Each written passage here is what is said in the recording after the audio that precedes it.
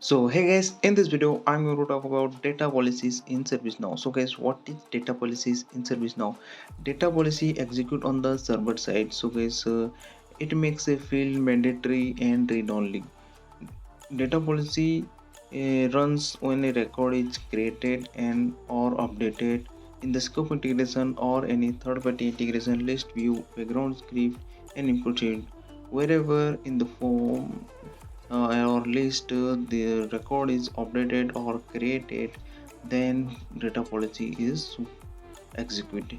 So guys, how we can open data policy? Let me show you how you can open a data policy. So go to system navigation, all bar, and search data policy, and here you can see system policy. Under rules, here you can find data policies. Just click on the data policies, and here you can see the list view of data policy.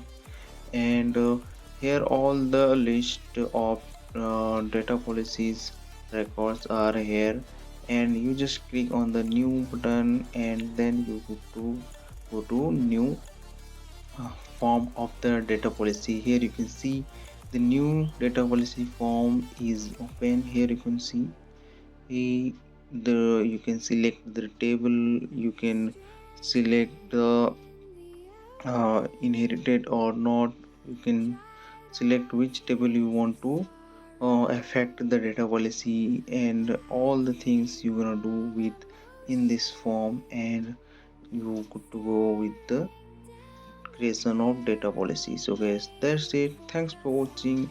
Do like, share, and subscribe to this channel.